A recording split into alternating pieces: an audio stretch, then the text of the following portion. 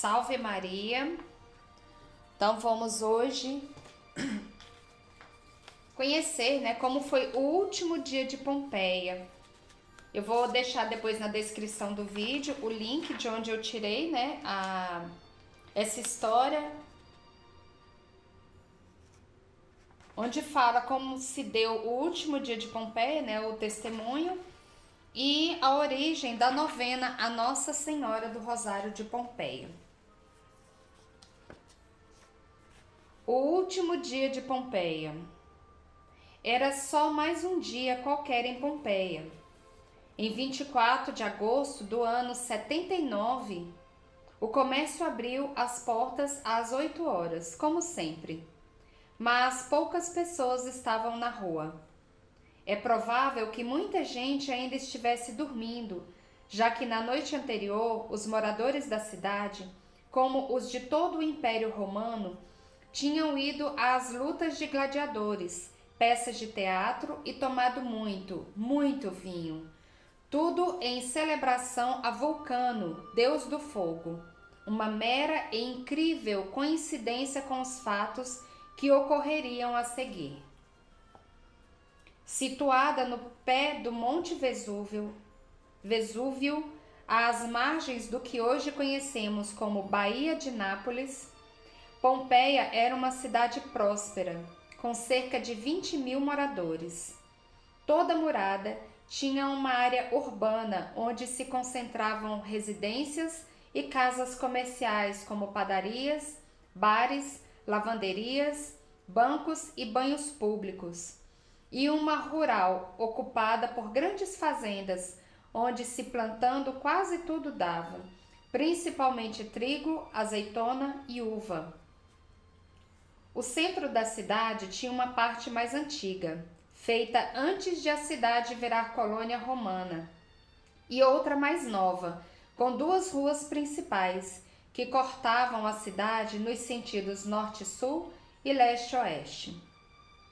Além da agricultura favorecida pelas terras produtivas da região, o porto, às margens do mar Mediterrâneo, garantia a economia, diz a historiadora Lourdes Condes Feitosa, da Universidade Estadual de Campinas.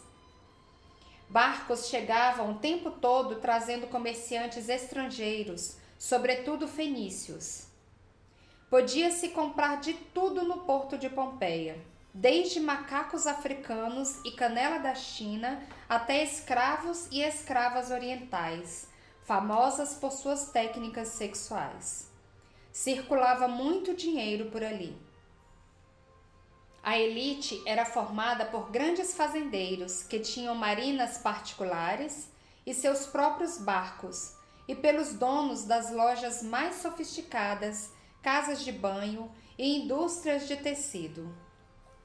Os comerciantes eram o que hoje chamamos de classe média e moravam em casas construídas em cima de seus estabelecimentos. Na base da pirâmide social ficavam os trabalhadores rurais. Ricos e pobres, todos se achavam abençoados por morar em Pompeia. Eles acreditavam que a fertilidade da terra era um presente dos deuses e não desconfiavam que o solo tinha tanta qualidade por causa de antigas erupções do Vesúvio. Aliás, eles nem sabiam o que era um vulcão, tanto que na época sequer havia uma palavra em latim para designar o vulcanismo. Para eles, o Vesúvio era apenas uma bela montanha, um calado e amistoso vizinho.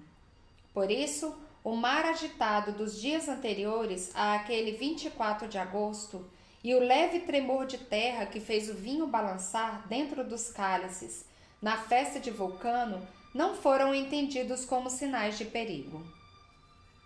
A quinta-feira era apenas mais um dia de calor. Era um pouco mais de 10 horas quando um forte estrondo foi ouvido, seguido de um abalo.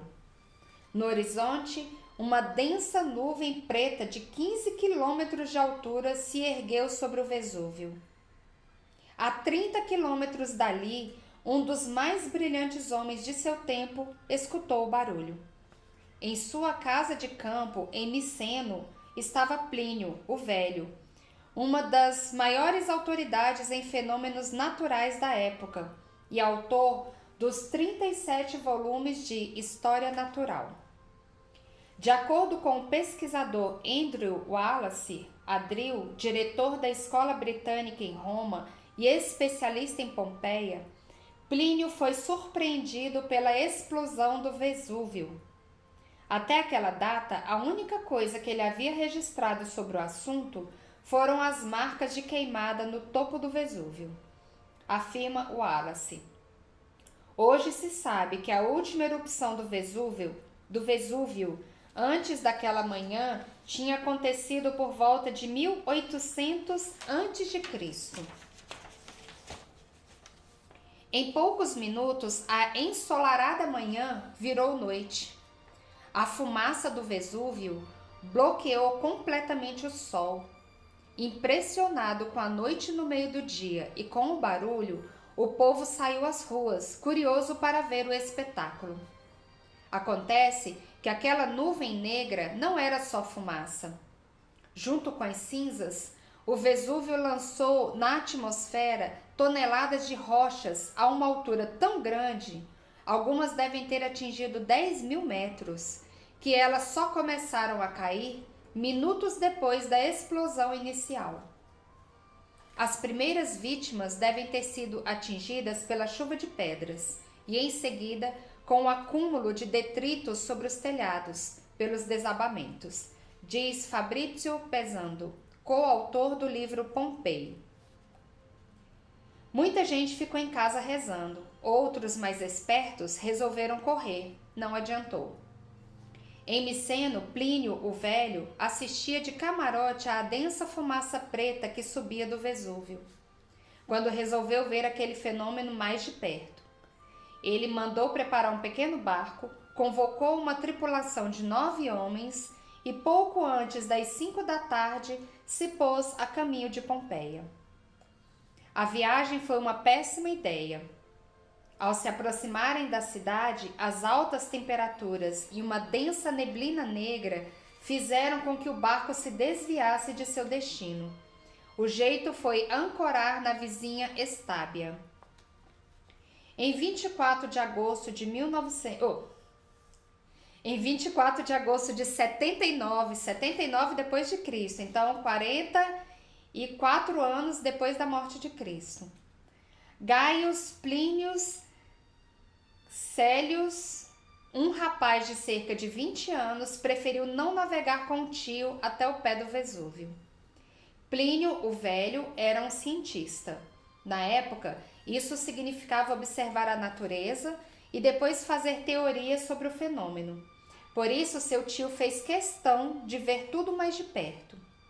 Plínio, o jovem, ficou em casa em Miceno. Sobreviveu e por isso pôde relatar todos os acontecimentos daquele dia. Suas longas cartas enviadas ao historiador Tácito mais tarde foram publicadas em livros. Leia um pedaço. Era o 9º dia antes das calendas de setembro, pela 7ª hora, quando minha mãe lhe mostrou a seu tio que se formava uma nuvem volumosa e de forma incomum. Ele, Plínio Velho, levantou-se e subiu a um lugar do qual podia ver melhor. A nuvem parecia-se muito com um pinheiro, porque depois de elevar-se em forma de um tronco, desabrochava no ar seus ramos.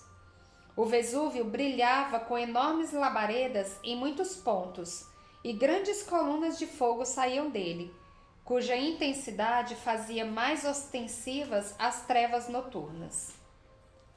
Podia-se ouvir os soluços das mulheres, o lamento das crianças e os gritos dos homens. Muitos clamavam pela ajuda dos deuses, mas muitos outros imaginavam que não havia mais deuses e que o universo estava imerso numa eterna escuridão.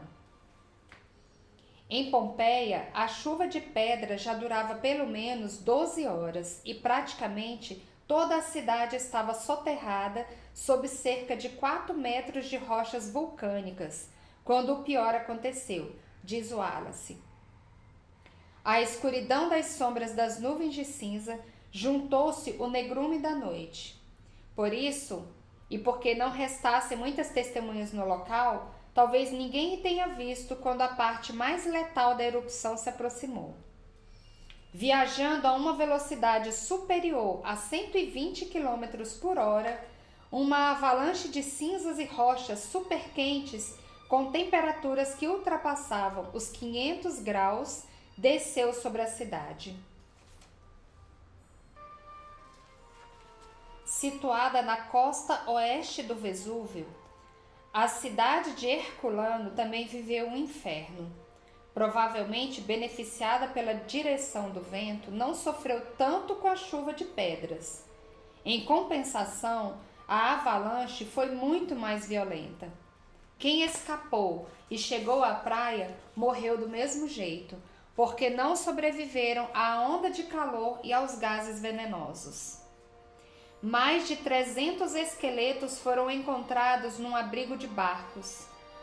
A morte para eles foi instantânea. O choque com a onda de calor fez seus órgãos vitais ficarem paralisados antes mesmo que eles se dessem conta do que estava acontecendo.